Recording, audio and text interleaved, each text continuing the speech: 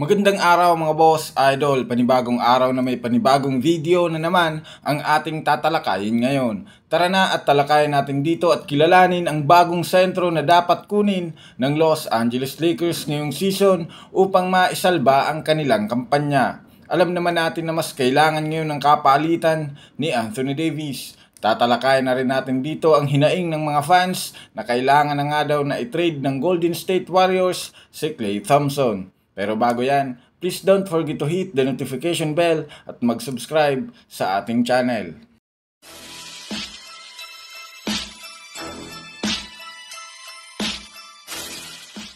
Mga boss, idol, unahin nga natin ngayon dito ang tungkol kay Klay Thompson. Isang magandang bawi nga na matatawag natin ngayong araw matapos maipanalo nila ang kanilang laban kontra sa Philadelphia 76ers.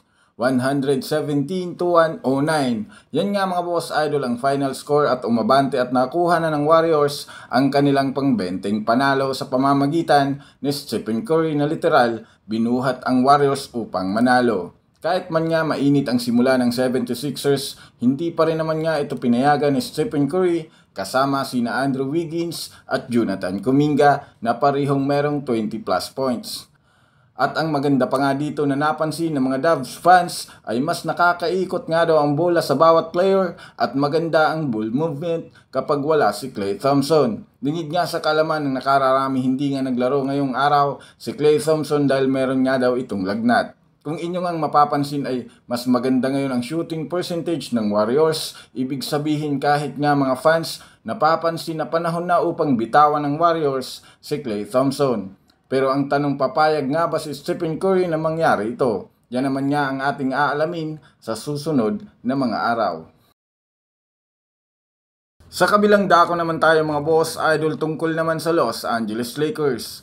Dahil nga sa pagkatalo mga boss idol ng Lakers ngayong araw kontra sa Atlanta Hawks, maraming ang mga Lakers fans ang nagsasabing mas kailangan ngayon ni Rob Pelinka na kumuha ng isang sentro na magiging kapalitan ni Anthony Davis. Makikita nyo nga sa laro ngayon ng Lakers na malaki ang impact na nawala sa kanilang team ang hindi paglalaro ni Anthony Davis. Ibig sabihin kahit man nga naglaro o naandyan si Christian Wood at Jackson Hayes ay hindi pa rin ito sasapat dahil gaya nga ng sinasabi ng karamihan, hindi nabibigyan ng sapat na playing time si Wood dahil na rin sa mga desisyon ni Coach Darvin Ham. Ibang-iba nga daw ang performance ngayon ni Wood kumpara last season. Pero syempre dahil nga sa mga pagkatalo nila ngayon at ang pagiging inconsistent nila sa mga laro, malamang sa malamang kukuha ng bagong sentro si Rob Pelinka. Ayon nga sa isang report, balak ngang kunin muli ni Rob Pelinka si Andre Drummond bilang kapalitan ni Anthony Davis. Malaki nga daw ang posibilidad na mapunan nito ang ginagawa ni Davis sa ilalim ng basket. Nga pala mga boss idol, mas umugo nga ang balitang ito matapos mag-post si LeBron James ng isang emoji ng hourglass,